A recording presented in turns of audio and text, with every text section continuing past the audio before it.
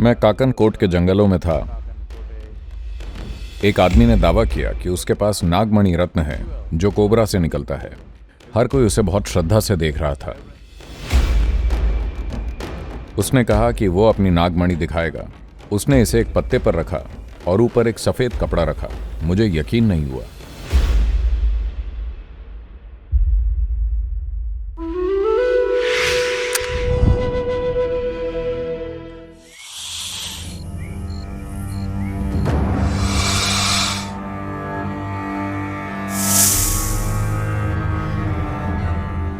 तो दुनिया भर में लगभग हर संस्कृति में सांप को हमेशा अंतर्दृष्टि के स्रोत के रूप में और जीवन के कई पहलुओं की कुंजी के रूप में पूजा जाता है।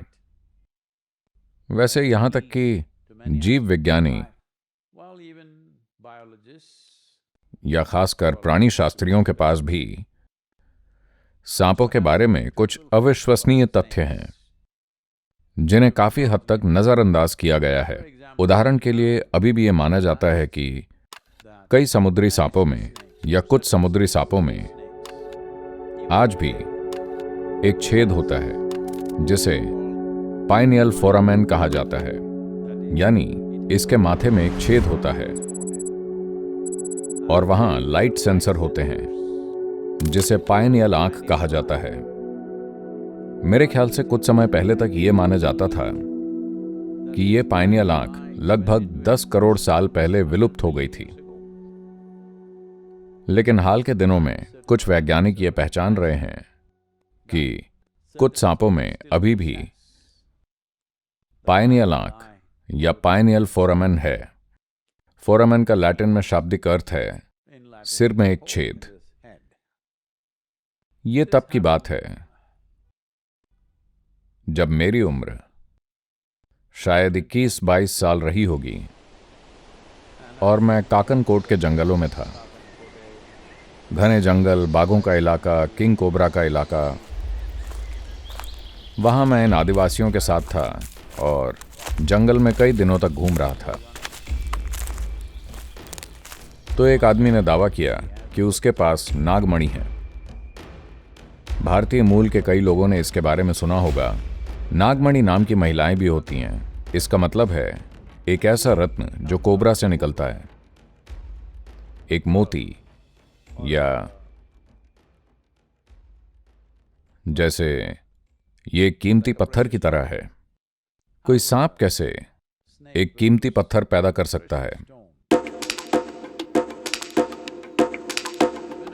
जब एक कोबरा बूढ़ा हो जाता है, खासकर दक्षिण भारतीय मूल का भूरा कोबरा, खास तौर से ये कोबरा, क्योंकि मैंने ये वहीं देखा है, जब वो बूढ़ा हो जाता है तो उसे मुश्किल होती है। उसके लिए शिकार करना कठिन हो जाता है क्योंकि वो अपनी युवा अवस्था की तरह फुर्तीला नहीं रहता। फिर वो अपना विष जमा करना शुरू कर देता है, जो सबसे जटिल प्रोटीनों में से एक है। आज बहुत सारे शोध और विकास हो रहे हैं कई प्रकार की दवाइयां बनाने के लिए, सांप के जहर से, बिच्छू के, यहां तक कि मकड़ी के जहर से भी। इन सभी से, क्योंकि विष इस धरती पर मिलने वाले सबसे जटिल प्रोटीन कंपाउंड में से एक है। तो ये इसे जमा करना शुरू कर देगा और इसका क्रिस्टल बन जाएगा और इसे अपने माथे में जमा करेगा। तारों की रोशनी में यह चमकेगा और नीला हरा प्रकाश पैदा करेगा। इस वजह से कीड़े और छोटे जानवर इसकी तरफ आएंगे, यानी कि भोजन आ रहा है।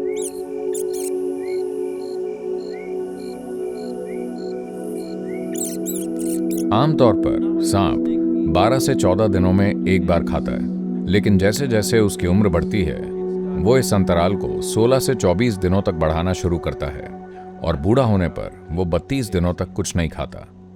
तो वो बस एक जगह पर बैठता है और रात में चमकता है और कीड़े, बड़े कीड़े और चूहे जैसे छोटे जानवर और दूसरी चीजें प्रकाश की ओर आती हैं और ऐसे वो अपना पेट भरता है ये ऐसी चीज है जो लोगों को पता है, ये भारत में बहुत प्रचलित है। तो ये नागमणि एक बहुत ही लोकप्रिय चीज है। लोग सांप से मणि निकालना चाहते हैं। तो आज दुर्भाग्य से व्यावसायिक कारणों से लोग सांपों को पकड़ रहे हैं और उसके माथे से उसे खींचने की कोशिश कर रहे हैं। लेकिन अगर आप उसे सांप के सिर से बाहर निकाल लेंगे तो ये एक अपरिपक्व पत्थर होगा, अगर आप इसे पत्थर कह सकें, क्योंकि ये क्रिस्टल है और वो किसी काम का नहीं होगा। और सबसे बढ़कर ये सांप की संपत्ति है, आपकी नहीं है।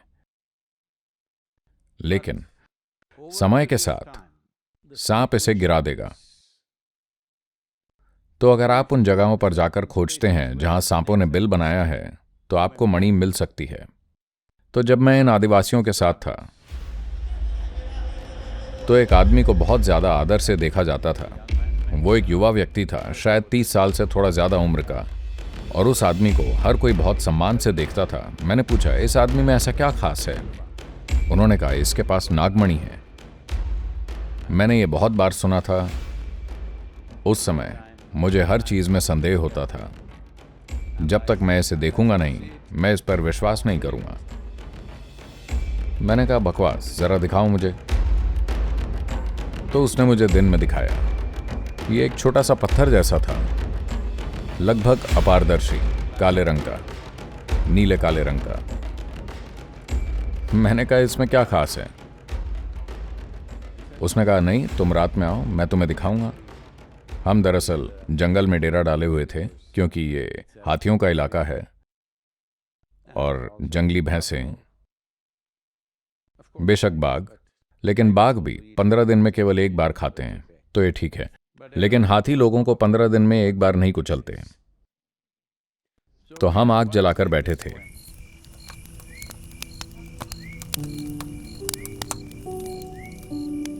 फिर वो आया और बोला कि वो अपनी नागमणि दिखाएगा, लेकिन वो आग की रोशनी नहीं चाहता था। तो हम जंगल में अंधेरे में चले गए। वहां तारों की थोड़ी सी रोशनी थी, बहुत कम। उसने इसे एक पत्ते पर रखा और एक सफेद कपड़ा, एक पतला सफेद कपड़ा ऐसे पकड़ा। मुझे यकीन नहीं हुआ, वो चमक रहा था, बिल्कुल मोर के पंख के केंद्र की तरह। हरा नीला रंग, चमकीला और साफ। अगर आप कपड़ा हटाकर उसे देखें तो वो बस एक काला पत्थर है। अगर आप उस पर कपड़ा रखते हैं तो वो हरा नीला दिखाई देता है। उसने कहा कि उसने सांप के बिल में खोजा और उसे ये मणि मिली, और वो इसे किसी को नहीं देना चाहता, क्योंकि वो उसे भारत का राजा बना देगी। क्योंकि हमेशा से यही मान्यता रही है कि अगर आपको नागमणि मिल जाए तो आप राजा बन जाएंगे, समृद्ध हो जाएंगे, शक्तिशाली बन जाएंगे, बहुत कुछ। मुझे नहीं पता कि उसके बाद उसके साथ क्या हुआ, लेकिन एक और बात है। लोग कहते हैं कि अगर आप इसे अपने शरीर पर रखेंगे तो आपको सांप कभी नहीं काटेगा। यह संभव है, क्योंकि मैंने लोगों को इसे दिखाते हुए देखा है। और मुझे मेरे जीवन में सांप ने मुझे बहुत पहले काटा था, लेकिन उसके बाद उन्होंने मुझे कभी नहीं काटा। हालांकि उनके पास कई मौके थे, लेकिन उन्होंने कभी नहीं काटा। शायद मेरे पास भी। आपको दिख रही है? दूसरी बात यह है कि चूंकि इसके पास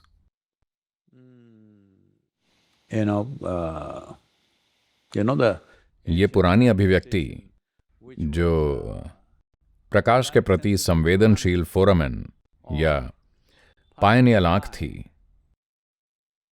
जो अब उतनी विकसित नहीं है, लेकिन फिर भी उसके भीतर प्रकाश के प्रति संवेदनशील कोशिकाएं हैं। लेकिन जब यह क्रिस्टल बना लेता है तो क्रिस्टल अपवर्तन करता है और वो उन चीजों को देख पाता है जिनकी प्रकृति भौतिक नहीं है। यही कारण है कि नाग इंसान की ऊर्जा को देखते हैं, और जब वो देखते हैं कि ऊर्जा बहुत ज्यादा चमकदार है या उल्लासमय है, तो वो स्वाभाविक रूप से उस दिशा में आगे बढ़ते हैं, क्योंकि वो भौतिक से अधिक कुछ देख रहे हैं। Cobra is the only creature that it can see the element Akash or Akasha during daytime. Cobra एकमात्र जीव है जो दिन के समय आकाश या आकाश तत्व को देख सकता है। आप चाहे कितने भी विकसित योगी क्यों ना हो, दिन के समय इसे देखना बहुत कठिन है, बहुत ही दुर्लभ। जब संक्रांति और विषुव के दौरान कुछ बदलाव हो रहे होते हैं तब शायद आप देख सकते हैं, लेकिन एक सामान्य दिन में यह बहुत कठिन होता है। जब कोई रोशनी ना हो सिर्फ तभी आप देख सकते हैं, लेकिन कोबरा एक ऐसा जीव है जो इसे देख सकता है। तो जहां भी लोग रहस्यवाद की तलाश में थे, जहां भी लोगों को जीवन का गहरा अनुभव था, वहां सांप की छवि हमेशा मौजूद होती थी। और मानव शरीर के भीतर रेप्टिलियन ब्रेन नाम की एक चीज होती है, और यह हमारे लिए प्रासंगिक है। रेप्टिलियन ब्रेन महत्वपूर्ण कार्यों को नियंत्रित करता है, जैसे कि दिल की धड़कन, सांस, तापमान और शरीर में संतुलन। आपका शरीर भरोसेमंद हो जाता है अगर आप सिर्फ अपने रेप्टिलियन ब्रेन तक ही पहुंच पाते हैं, लेकिन यह सख्त और बाध्यकारी भी हो सकता है। एक तरह से जो लोग जागरूक बनने की आकांक्षा रखते हैं, चेतना के शिखर की खोज करने की, उनके लिए शरीर के तरीकों, शरीर की बाध्यताओं से मुक्त होना सबसे महत्वपूर्ण चीजों में से एक है। तो ये प्रक्रिया, दुनिया भर में ये जो नाग पूजा है वो बस इतनी है कि लोग परे जाने की कोशिश कर रहे हैं उन शारीरिक बाध्यताओं से जो हमारे अंदर हैं, जो छोटी नहीं हैं, जो हमारे निर्माण का आधार हैं। ये हमारे निर्माण का आधार हैं। सारी शारीरिक बाध्यताएं, सांस जो आपको लेनी है, भोजन, भूख, जीवन के प्रजनन संबंधी पहलू, ये सब कुछ जीवन के महत्वपूर्ण पहलू हैं जिनके बिना आपका अस्तित्व नहीं हो सकता। जब मैं कहता हूं कि आपका अस्तित्व नहीं हो सकता, तो आप कुछ चीजों से ऊपर उठ सकते हैं। दिन में 5 बार खाने के बजाय आप 1 या 2 बार खा सकते हैं। 8 घंटे सोने के बजाय आप धीरे धीरे 3 घंटे सो सकते हैं। आप वो चीजें कर सकते हैं, लेकिन आप यहां इसलिए हैं क्योंकि किसी दूसरे की कोई बाध्यता थी, जिन्हें आप अपने माता पिता कहते हैं। सिर्फ इसलिए क्योंकि उनकी अपनी बाध्यताएं थी, आप और मैं यहां हैं। तो ये बाध्यताएं रेप्टिलियन ब्रेन द्वारा संचालित होती हैं। मान लीजिए रेप्टिलियन ब्रेन थोड़ा, क्या कहें, थोड़ा उदासीन हो जाए, तो अचानक ये चीजें चली जाएंगी। तो योग में जीवन को देखने के 2 अलग अलग तरीके हैं।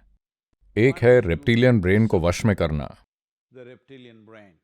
दूसरा है रेप्टिलियन ब्रेन से परे जाना। अगर आप वश में करते हैं तो जीवन एक तरह से काम करता है, अगर आप परे जाते हैं तो जीवन दूसरे तरीके से काम करता है। लेकिन अगर आपकी जड़ें रेप्टिलियन ब्रेन में जमी हैं, तो आप बस एक शरीर होंगे। आपको लगता है कि आपके पास दिमाग है, ठीक है, वो रेप्टिलियन दिमाग है। तो अगर आप परे जाते हैं, तब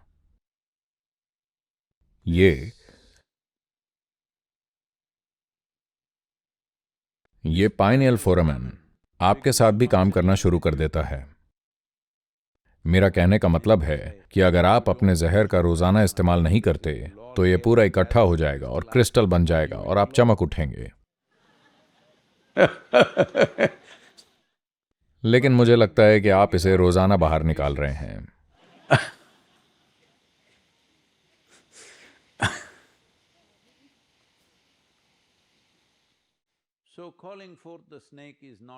तो सांप के आवाहन का मतलब रेंगने वाला जीव जैसा बनना नहीं है, विषैला जीव जैसा बनना नहीं है, बल्कि यह सुनिश्चित करना है कि हमारे शरीर में सारे काम, हृदय की धड़कन, सांस, संवेदनाएं और